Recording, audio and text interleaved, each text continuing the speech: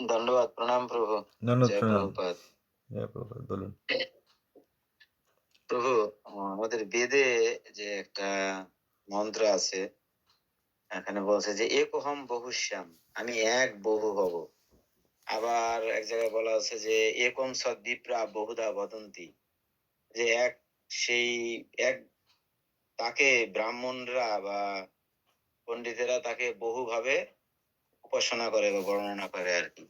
তো এই যে একোহম বহুশ্যাম, যে আমি এক, আমি বহু হব, বহু হওয়ার ইচ্ছা, এই একটা আসলে কোন অবস্থাটা ভগবানের, যে এক উনি বহু হলেন, এই বহুটা কি বুঝায়? স্বয়ংরূপ হচ্ছেন বা এক। স্বয়ংরূপ যে কৃষ্ণ, তিনি এক। এবার তিনি বহু হচ্ছেন বিভিন্নভাবে। প্রথমেই তাঁর দ্বিতীয় দেহ শ্রী বলরাম একদিকে, আরেকদিকে তাঁরই পরমপ্রেষ্ঠ সেবিকা, তাঁরই শক্তি লাদিনীশা শ্রীমতী রাধিকা। এবার বলরাম থেকে বিভিন্ন বিগ্রহ, তার বিভিন্ন প্রকারের অবতার। আবার দেবী থেকেও সেই অবতারের সঙ্গে সঙ্গে লক্ষ্মী রূপা, সীতা দেবী, লক্ষ্মী দেবী ইত্যাদি। এই এক হচ্ছেন স্বয়ংরূপ ব্রজে গোপমূর্তি। তিনি বিভিন্নভাবে, বিভিন্ন রসে, বিভিন্ন লীলায়, বিভিন্ন ধামে, বিভিন্ন রূপে অবতীর্ণ হয়েছেন। তিনিই স্বয়ং বিগ্রহ, তাঁরই স্বয়ং প্রকাশ প্রাভব বৈভব। সেই প্রাভবের প্রাভব প্রকাশ, সেই প্রাভবের প্রাভব বিলাস, সেই স্বয়ং প্রকাশের আরেক দিক যে বৈভব, সেই বৈভবের বৈভব প্রকাশ, বৈভব প্রকাশ থেকে প্রাভব বিলাস ইত্যাদি। তারপর তাঁর তদেকাত্মরূপ সাংস বিলাস, সাংসের পুরুষাবতার, লীলাবতার, তাঁর বিলাসের প্রাভব বিলাস, বৈভব বিলাস, বাসুদেব, শঙ্কর্ষণ, প্রদ্যুম্ন, অনিরুদ্ধ।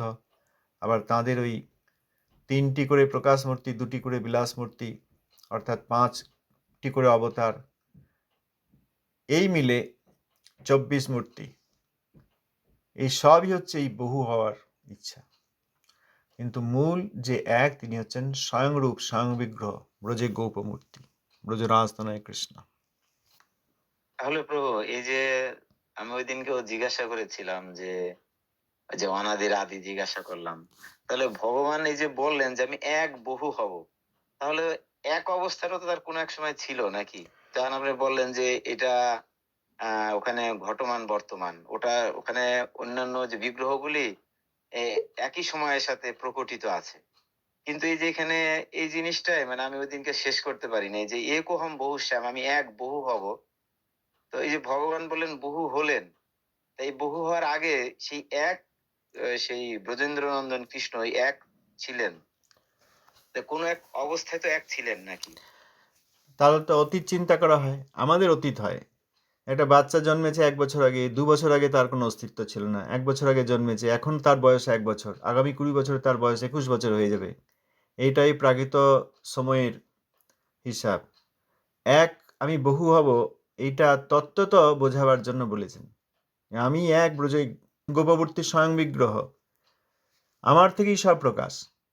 কিন্তু এমন কখনোই নয় যে অতীতে ফিরে গিয়ে আমরা বৈকুণ্ঠে একা ব্রজরাজতনায় বসে আছেন দেখতে পাবো। তত্ত্ব তো এইটি, লীলাগত দিক থেকে নয়। তত্ত্ব আর লীলার মধ্যে অনেক ভেদ হয়। এই কথাটি শ্রুতিতে তত্ত্বত, আর লীলাতে সর্বদা সবসময় তিনি প্রকাশিত।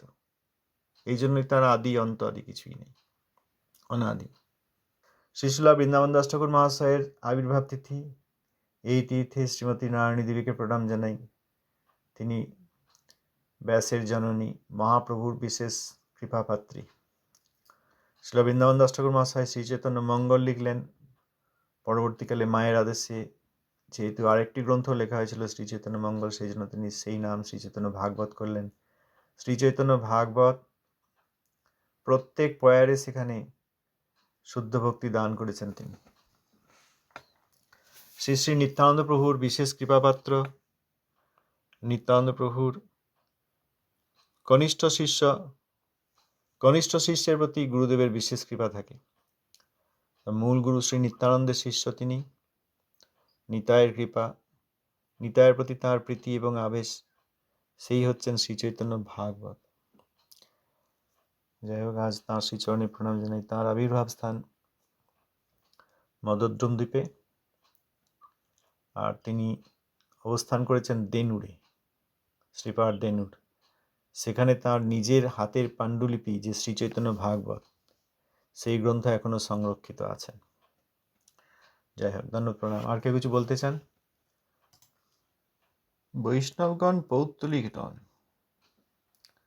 প্রকৃত বৈষ্ণবগণ এইরূপ পৌত্তলিক নহেন। তাঁরা মনের দ্বারা ব্রহ্ম ধারণা করে, জড় ধারণা করে আকাশের অনুরূপ, জড়মন নিরাকার বা আকাশের অনুরূপ ব্রহ্ম সম্বন্ধে জড় ধারণা করিয়া যে পুতুল প্রস্তুত করে, তা পঞ্চপাশকের পৌত্তলিকতা অপেক্ষা অধিকতর বঞ্চক। পঞ্চপাশকের পৌত্তলিকতায় সেখানে সবিশেষ ধারণা আছে, আর মনের দ্বারা নিরাকার ভাবনা করতে গেলে সেখানে নির্বিশেষ ধারণা হচ্ছে। নিরাকার ধারণা, নির্বিশেষ ধারণা পঞ্চপাশকের পৌত্তলিকতা অপেক্ষা অধিকতর বঞ্চক বলেছেন। প্রকৃত বৈষ্ণবগণ এইরূপ পৌত্তলিক নহেন। অতএব পুতুল পূজা আর শ্রীহরির বিগ্রহের পূজা, আমরা অচিন্ত শক্তি ভগবানের চিৎশক্তির দ্বারা প্রকটিত নিত্য শ্রীবিগ্রহের পূজা করি। ভগবান তাঁর অচিন্ত শক্তি, সেই শক্তির দ্বারা ভগবান নিজেই শ্রীবিগ্রহ প্রকটিত করেছেন। আর পরম ভাগবত তাঁর নিজজন সেই ব্যবস্থা এখানে করে দিয়েছেন, অর্থাৎ এই প্রাণ প্রতিষ্ঠা। অতএব প্রাণ প্রতিষ্ঠা কোনো রিচুয়াল বা যজ্ঞ নয়, যে ওই প্রাণ প্রতিষ্ঠা হয়েছে, খুব যজ্ঞ, ঘি ঢালা হয়েছে, আগুন জ্বেলেছে, ওরকম নয়। শুদ্ধ ভক্ত যিনি সর্বত্র ভগবত দর্শন করেন, যার হৃদয়ে ভগবান, তিনি একমাত্র বিগ্রহের প্রাণ প্রতিষ্ঠা করতে পারেন। সব ধারণা না থেকে চারিদিকে সব সমস্যা। যে গতকাল এক জায়গায় দেখলাম একটা অপরাধী বৈষ্ণব বিদ্বেষী একটি সংস্থার থেকে একজন বলছে যে প্রচার কথাটা আমরা আর ব্যবহার করি না, কারণ প্রচার কথাটা জগতে খুব নেগেটিভ হয়ে গেছে। এই জন্য প্রচার কথাটির শব্দটির ইংরাজি অর্থ যে প্রিচিং, প্রচার শব্দের ইংরাজি অর্থ যে প্রিচিং, সেইটা থেকে সরে এসে আমরা এখন আউটরিচিং করছি। প্রিচিং সরে গিয়ে আউটরিচিং। মহাপ্রভু বলেছেন যে আচার প্রচার নামের করহ দুই কার্য। তারপর কি বলেছেন? তুমি সকলের শ্রেষ্ঠ, তুমি সকলের আর্য। শব্দটা ঠিক মনে নেই।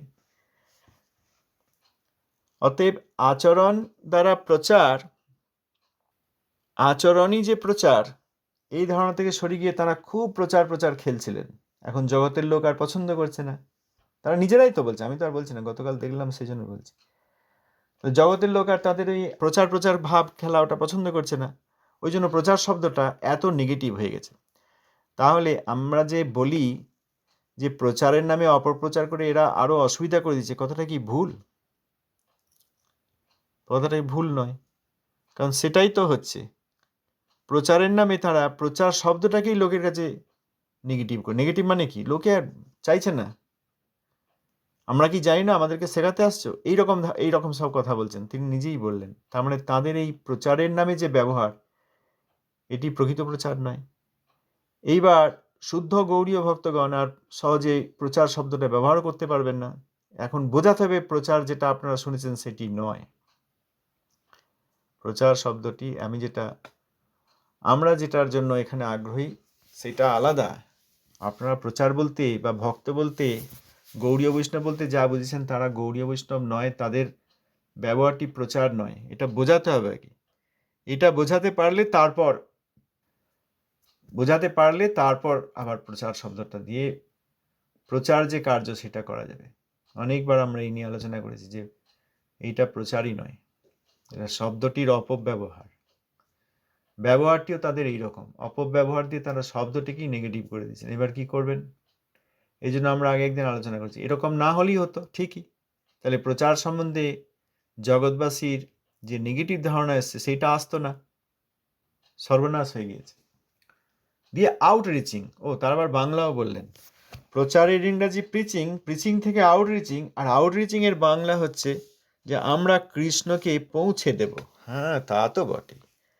কৃষ্ণ তো শক্তিহীন, তিনি হাঁটতে চলতে পারেন না, আপনারা পৌঁছে দেবেন, খুব উপকার করবেন জগতে, সকলের নিকটে কৃষ্ণকে পৌঁছে দেব।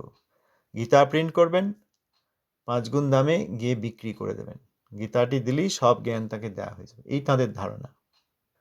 কৃষ্ণকে পৌঁছে দেবেন, তেমনি নামকে প্রচার করে দেবেন। নাম আর কৃষ্ণ একই, কৃষ্ণ অচিন্ত শক্তি বিশিষ্ট, নামও সেই কৃষ্ণই এবং অচিন্ত শক্তি বিশিষ্ট, এবং নামে সর্বশক্তি প্রদান করেছেন। সর্বশক্তি নামে দিলা করিয়া বিভাগ, সর্বশক্তি নামে দিলা করিয়া বিভাগ। এখন আর ওই নাম প্রচার বা কৃষ্ণ কথা প্রচার মানে কৃষ্ণকে আমরা পৌঁছে দিচ্ছি, যেন কৃষ্ণ তাদের জামার বুক পকেটে আছেন, তারা নিয়ে গিয়ে পৌঁছে দিচ্ছেন। আর প্রচার শব্দটা ব্যবহার করা যাবে না, কারণ সব ওই ঘুলিয়ে দিয়েছে, ঘুলিয়ে দেওয়া লোক এগুলো, বড় বিরক্তিকর আর অপরাধজনক পরিস্থিতি। সেই সব লোকের সঙ্গে গিয়ে কি করে কি করছেন বলা খুব কঠিন। সবই ভুল করে সর্বনাশ করে দিল।